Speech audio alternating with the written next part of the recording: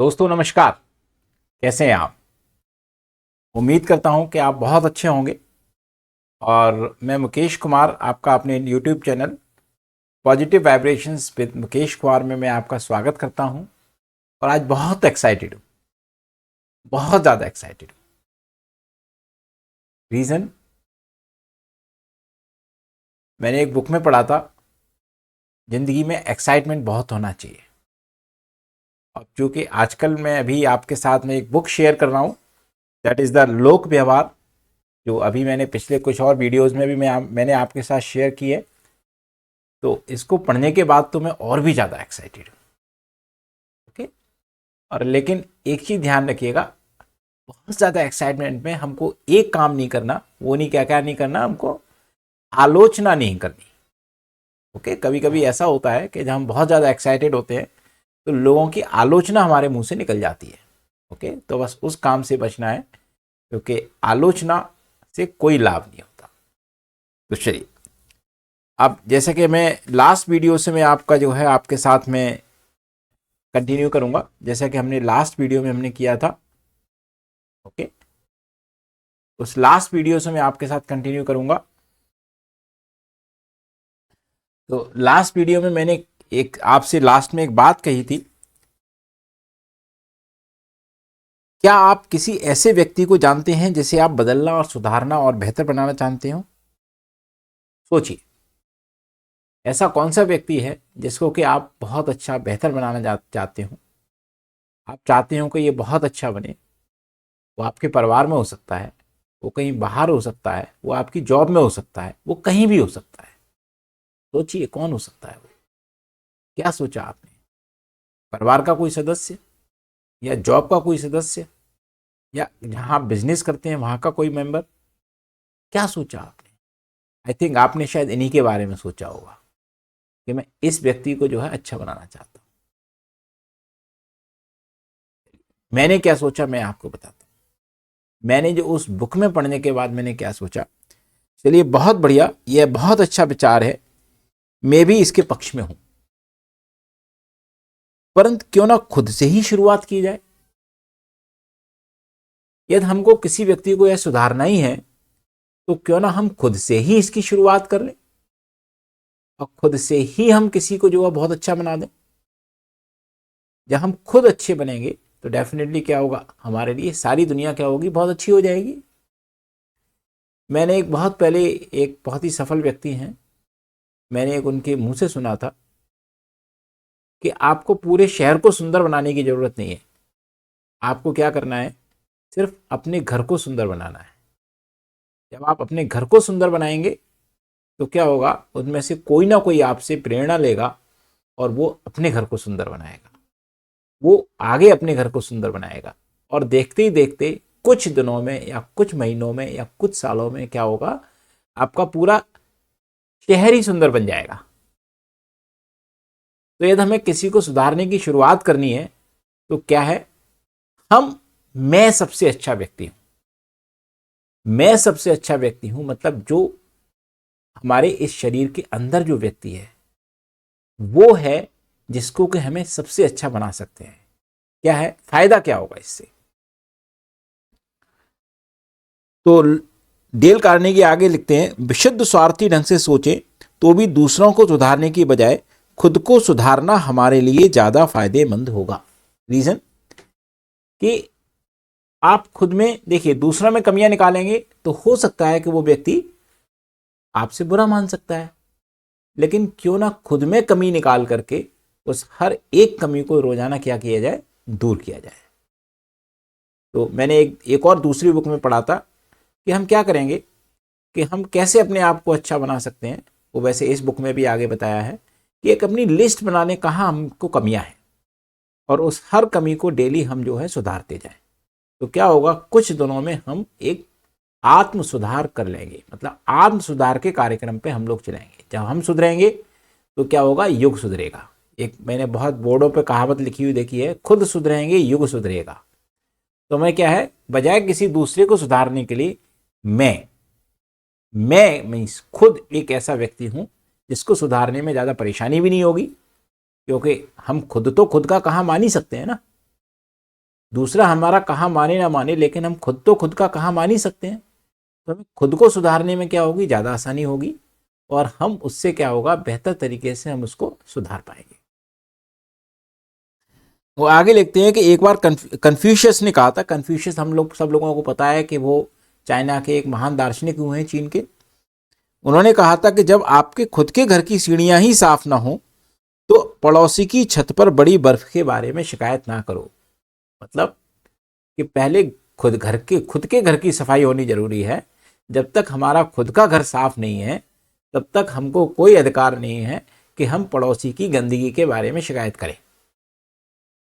आपने देखा होगा बहुत सारे लोग ऐसा करते हैं, पड़ोसी से तो कहेंगे यार तुमने ये कूड़ा डाल दिया, वो कूड़ा डाल दिया, लेकिन खुद का घर देखेंगे तो क्या होता है, अच्छा नहीं होता है। मैं यहाँ आलोचना नहीं कर रहा हूँ, मैं सिर्फ एक ऐसी चीज़ बताने की कोशिश कर रहा हूँ कि जिससे हम बजाय दूसरों पे उंगली उठाने के, आप देखें यदि हम किसी दूसरे पे हम उंगली उठाते हैं तो इसका मतलब क्या है, ये जो 4 उंगलियां आप जो देख रहे हैं वो क्या होती हैं, हमारी अपनी तरफ होती हैं।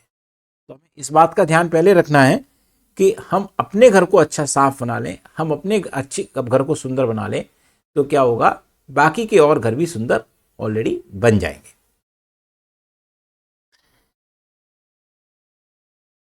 अब डेल कार्नेगी में थोड़ा उन्होंने एक बहुत किस्सा लिखा है जिसको मैं नहीं पढ़ रहा हूँ, क्योंकि उन्होंने किसी के बारे में कुछ ऐसी बात लिख दी जो उनको जो है उसको बुरी लग गई। तो मैं थोड़ा आगे बढ़ता हूँ।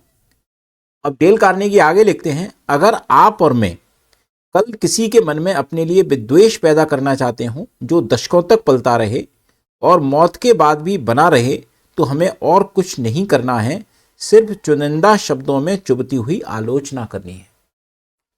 इस बात से कोई फर्क नहीं पड़ता कि हमारी आलोचना कितनी सही या जायज है। कितनी अच्छी बात लिखी है डेल कार्नेगी ने कि देखिए यदि आप चाहते हो, आपको आपको देखिए कभी कभी आपने एक्सपेरिमेंट्स किए होंगे कि यदि आपको बिल्कुल सही जा रहे हो और किसी से भी आपको कोई भी पंगा लेना हो, आप बस उसके मुंह पे एक थप्पड़ मार दो या उसको एक गाली दे दो, तो क्या होगा, वो आदमी आपको अपने आप ही ठीक कर देगा। मतलब क्या है कि न्यूटन का जो law of action and reaction है वो वहीं पर ही प्रूफ हो जाएगा आपका। तो ये क्या कहते हैं कि यदि हम किसी की आलोचना करते हैं तो यहाँ क्या लॉ हमारा चालू हो रहा है, एक न्यूटन का 3rd लॉ होता है, law of action and reaction, मतलब क्रिया एंड प्रतिक्रिया का नियम। मतलब क्या है कि यदि कोई एक क्रिया होगी तो उसकी प्रतिक्रिया भी जरूर होगी। मतलब क्या है कि यदि हम किसी की आलोचना करेंगे तो वो प्रतिक्रिया में हमारी आलोचना भी करेगा, चाहे कम करे या ज़्यादा करे, क्योंकि दोनों पे इफेक्ट क्या होता है, अलग अलग होता है। ओके, तो मतलब क्या है कि यदि हमको अपने दुश्मन बनाने हो तो कहते हैं ना, दोस्त बनाने मुश्किल होते हैं और दुश्मन बनाने क्या होते हैं, आसान काम होता है। मतलब घर को तोड़ना आसान है लेकिन घर को बनाना क्या होता है, बहुत मुश्किल काम होता है।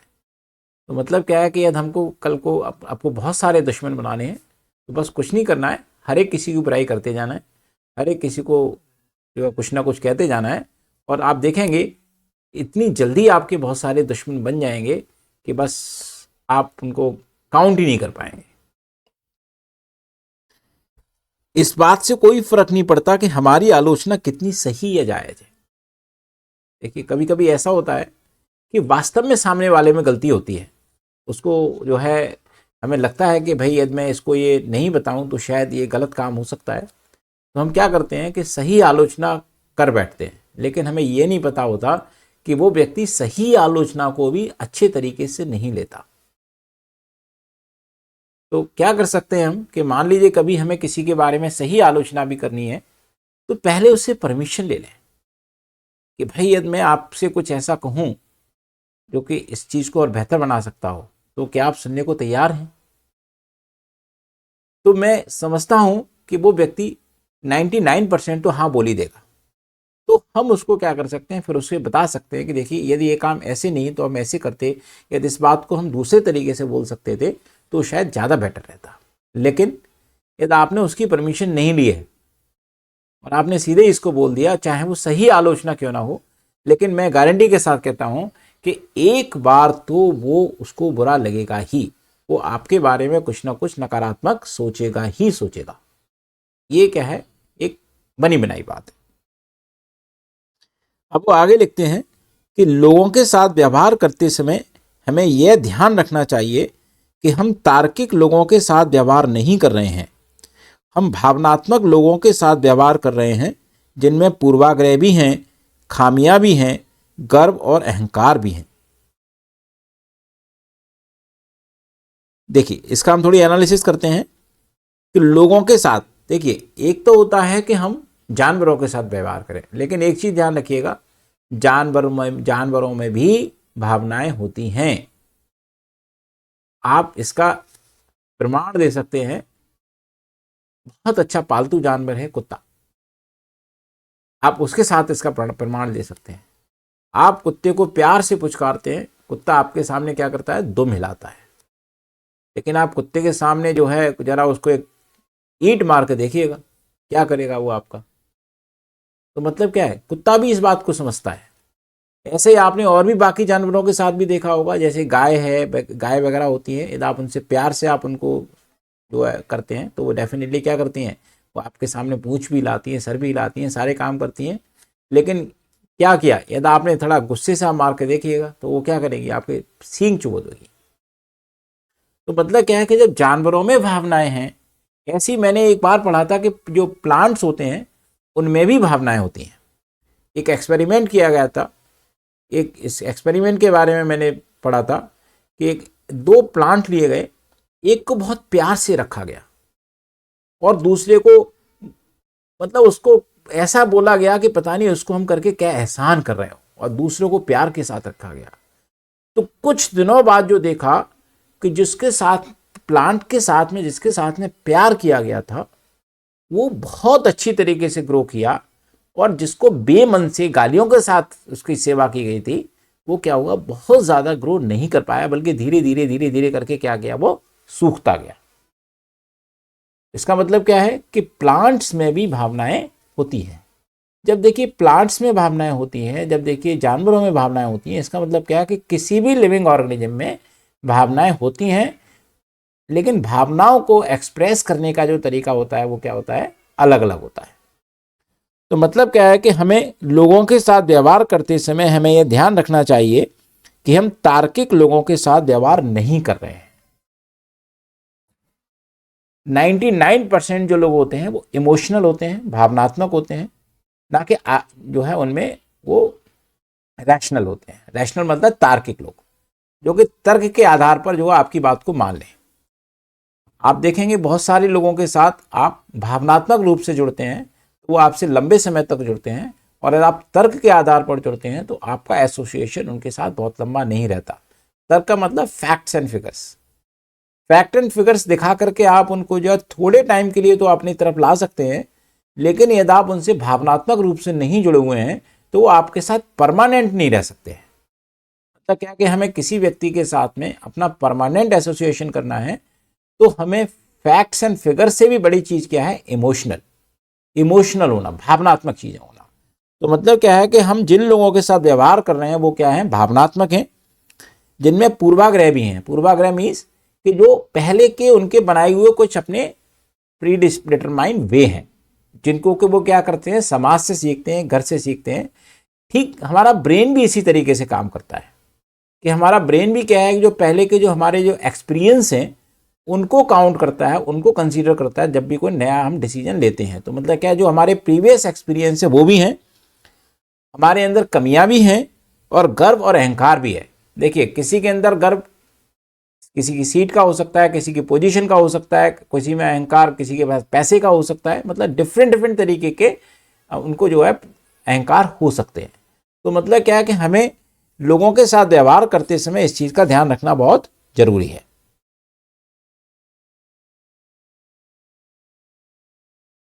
एक बहुत अच्छे व्यक्ति अमेरिका में हुए हैं, बेंजामिन फ्रैंकलिन।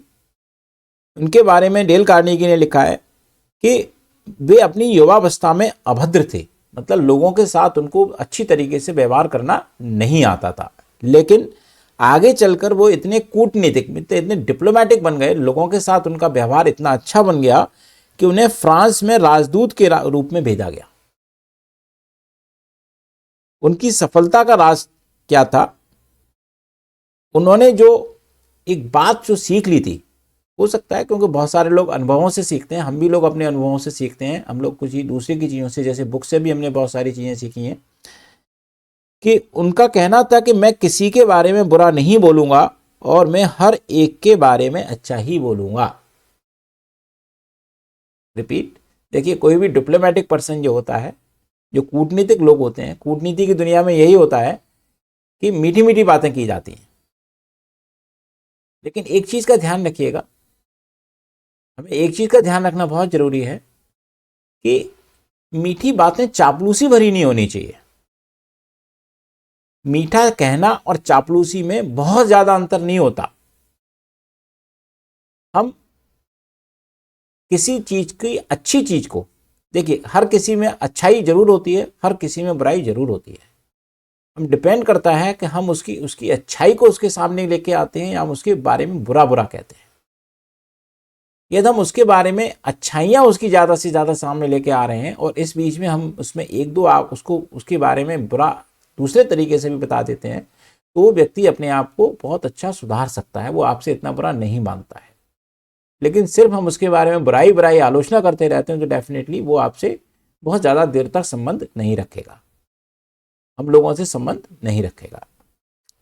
तो बेंजामिन फ्रैंकलिन कहते थे कि मैं किसी के बारे में बुरा नहीं बोलूँगा, हर एक के बारे में अच्छा ही अच्छा बोलूँगा। यानी कि वो लोगों के बारे में अच्छाइयाँ खोजते थे उनकी। और देखिए अच्छाइयाँ खोजना भी एक कला होती है, क्योंकि हम लोगों को समाज में, हम लोग सुबह से लेके शाम तक, जब हम छोटे होते हैं, मतलब बचपन से लेके बड़े तक, सिर्फ हम एक ही बात सिखाई जाती है कि मेरी इस चीज़ में कमी क्या है।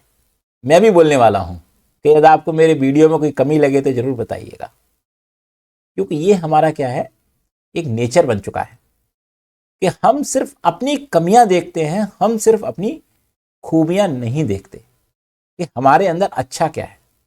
आप देखेंगे छोटा बच्चा होगा, लोगों के सामने उसकी बुराइयां की जाती हैं कि यार इसमें ये प्रॉब्लम है, ये बच्चा हमारा ऐसा हो गया है, ये हमारा बच्चा वैसा हो गया है। और धीरे धीरे करके देखेंगे वो बच्चा ठीक उसी तरीके से बनता जाता है। मतलब क्या है कि वो भी अब कंडीशनड हो चुका है दूसरों में बुराइयां निकालने के लिए। इसका मतलब क्या है कि हमको, देखिए जब हम एक चीज सीख सकते हैं दूसरों में बुराइयां निकालना, तो इसका मतलब क्या है कि हम अभ्यास से दूसरों में अच्छाइयां निकालना भी हम सीख सकते हैं। तो बस ये कला क्या है, हमको सीखनी है, जिससे कि हम लोगों के अंदर उनकी अच्छाइयां देखें और उनकी अच्छाइयों से हम किस तरीके से उनको और आगे पहुंचा सकते हैं, या हम उससे, उनकी अच्छाइयों से कैसे लाभ उठा सकते हैं। हम ये सीखें तो डेफिनेटली हम भी बहुत अच्छे एक डिप्लोमेटिक, या एक कह सकते हैं बहुत जिंदगी में सफलता की सीढ़ियां चढ़ सकते हैं।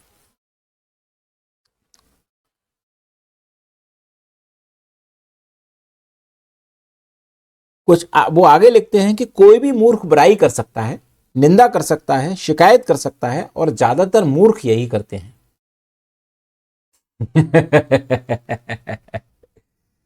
क्या बात कही है उन्होंने। देखिए मैं तो अपने मुंह से ये बात नहीं कह पाता, हमारे जो मेंटर हैं उन्होंने एक बात कही थी, देखिए कि ये कोई दूसरा आपको सुधारना चाहे तो शायद वो नहीं सुधार पाएगा, लेकिन बुक्स एक ऐसा जरिया होती हैं जहां आप अपना आईना देखते हैं, जहां आप अपने आप को एक आईने में देखते हैं। बुक आपका एक आईने की तरह होती है। जब आप उस बुक को पढ़ते हैं और खुद उन बातों को एनालाइज करते हैं, खुद उन बातों का विश्लेषण करते हैं, तो आप क्या है, एक अच्छे सुधार कार्यक्रम की तरफ चलते हैं। दूसरा आपको नहीं सुधार सकता, लेकिन आप बुक्स के सहारे अच्छी तरीके से आप अपने व्यवहार को अच्छी तरीके से सुधार सकते हैं। तो इसीलिए मैंने भी बुक पढ़ा, मैंने भी काफ़ी बुक्स पढ़ी हैं, और फिर मैंने सोचा क्यों ना इन बुक्स का मैं अनुभव आप लोगों के साथ भी शेयर करूं कि इन बुक्स से हम किस तरीके से फ़ायदा उठा सकते हैं। तो हमारे मेंटर कहते हैं कि डेली रात को सोने से पहले 15 से लेकर 20 मिनट कोई एक अच्छी पॉजिटिव बुक जरूर पढ़नी चाहिए। तो दोस्तों मैं अभी आप लोगों का सजेशन चाहता हूँ, क्या हमको रात को 10:30 बजे हफ्ते में 4 या 5 दिन हम लोग लाइव जुड़ें? ये मैं आपसे सजेशन चाहता हूँ। आप लोगों के सजेशंस का मुझे इंतज़ार रहेगा। यदि आप सजेस्ट करते हैं कि हम और आप लाइव बैठ के बात करें, यूट्यूब पर हम लोग लाइव बैठ के बात करें, आप अपने विचार भेजें और मैं उन विचारों का आंसर करूं, या मैं आपको कुछ ऐसी बात कहूँ, आप उनके जो है विचार शेयर करें और हम लोग लाइव बैठ के एक साथ विचारों को शेयर करें, तो आप मुझे अपने सुझाव जरूर लिख के भेजिएगा। मैं थोड़ा और आगे बढ़ता हूँ कि कोई भी मूर्ख बुराई कर सकता है, निंदा कर सकता है, शिकायत कर सकता है, और ज्यादातर मूर्ख यही करते हैं। मैं इसके बारे में एनालाइज नहीं करूंगा, आप खुद ही समझ गए होंगे। परंतु समझने और माफ करने के लिए आपको समझदार और संयमी होना पड़ता है। मतलब क्या है कि देखिए, किसी को माफ करना एक बहुत महान इंसान की बात होती है। किसी ने आपसे कुछ कहा, आपने उस व्यक्ति को माफ कर दिया और उसकी की हुई बातों पर आपने यदि लगता है कि इसमें सुधार की जा सकती है तो आपने सुधार करके आपने किया, आपने उसकी बातों को पॉजिटिव वे में लिया। और यदि कोई ऐसी बात है कि जो आप कहते हैं कि उसने गलत कही है, लेकिन उस गलत बात पर भी यदि आपने उसको माफ कर दिया है, तो वो उस व्यक्ति से ज्यादा समझदार व्यक्ति कोई और महान व्यक्ति नहीं हो सकता। मतलब क्या है कि बहुत ही करेजियस पर्सन होता है। और मैंने एक वीडियो में सुना था, एक आध्यात्म संस्था के साथ मैंने वीडियो में देखा था कि उन्होंने कहा था कि रात में सोने से पहले हर किसी व्यक्ति को माफ करके सो। और माफ सिर्फ वही लोग कर पाते हैं जो अंदर से बहुत स्ट्रांग होते हैं, जो बहुत ज़्यादा अंदर से स्ट्रांग होते हैं, जो हमारे इमोशनली बहुत ज़्यादा स्ट्रांग होते हैं, वही लोग माफ कर पाते हैं। तो मतलब क्या है कि जिनमें इमोशनल स्ट्रेंथ कम है वही लोग तो बुरा मानेंगे ना। जिनमें इमोशनल स्ट्रेंथ बहुत ज़्यादा है वो लोग बुरा नहीं मानेंगे, हम उनके साथ कार्य कर सकते हैं। तो हमें क्या करना है कि अपनी इमोशनल स्ट्रेंथ को बढ़ाना है, और अपनी इमोशनल स्ट्रेंथ को हम बढ़ा सकते हैं लोगों के साथ एसोसिएट करके। कार्यालय ने कहा था, महान व्यक्ति छोटे लोगों के साथ व्यवहार करने में अपनी महानता दिखाते हैं। देखिए, हम में से बहुत सारे लोगों के संपर्क में आते हैं। कुछ ऐसे, देखिए, अमीरी और गरीबी ये कोई दो एब्सोल्यूट वर्ड नहीं है कि कोई एकदम अमीर है या कोई एकदम गरीब है। हम एकदम अमीर और एकदम गरीब के बीच में ले लें तो इसके साथ में पूरी दुनिया आ जाएगी, इसमें करोड़ों लोग आ जाएंगे, क्योंकि या तो सबसे अमीर तो एक ही व्यक्ति होगा, सबसे गरीब कोई एक ही व्यक्ति होगा, लेकिन इसके बीच में क्या आ जाएगी, पूरी दुनिया आ जाएगी। तो मतलब क्या है कि कोई ज़्यादा अमीर है, कोई कम अमीर है, कोई ज़्यादा गरीब है, कोई कम गरीब है। और अमीरी और गरीबी क्या होती है, हम आप हमेशा क्या करते हैं, तुलना करते हैं, कंपैरिजन करते हैं कि वो हमसे ज़्यादा अमीर है। जो हमसे ज़्यादा अमीर है वो उससे भी तो कोई ज़्यादा अमीर होगा, जो गरीब है कोई उससे कम गरीब भी तो होगा, या जो कोई गरीब है वो ज़्यादा गरीब भी तो होगा। तो अमीरी गरीबी क्या है, एक तुलनात्मक शब्द है। तो मतलब क्या है कि हम अपने से छोटे व्यक्तियों के साथ, क्योंकि देखिए हम अपने से ऊंचे व्यक्तियों के साथ या बड़े व्यक्तियों के साथ तो अच्छी तरीके से व्यवहार करते ही हैं।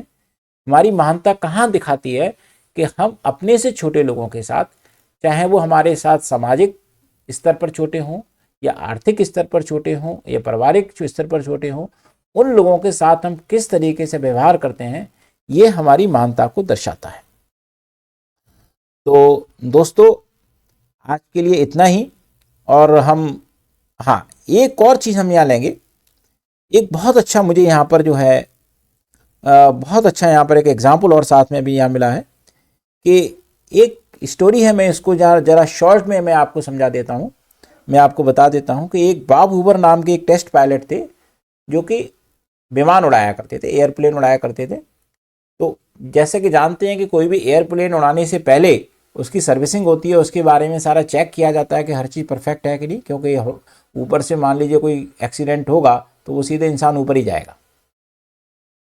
तो क्या हुआ कि रास्ते में अचानक से वो ऊपर ख़राब हो गया। वो बड़ी मुश्किल से, चूंकि वो कुशल पायलट थे, तो वो उसको नीचे उतार लिया उन्होंने सही सलामत। लेकिन इंजन ख़राब हो गया, उसके काफ़ी सारे पार्ट्स ख़राब हो गए। लेकिन वो 3 लोग थे, उनमें तीनों लोग बच गए। तो उन्होंने क्या किया होगा, गुस्सा आया होगा जिसने सर्विसिंग इंजीनियर किया होगा।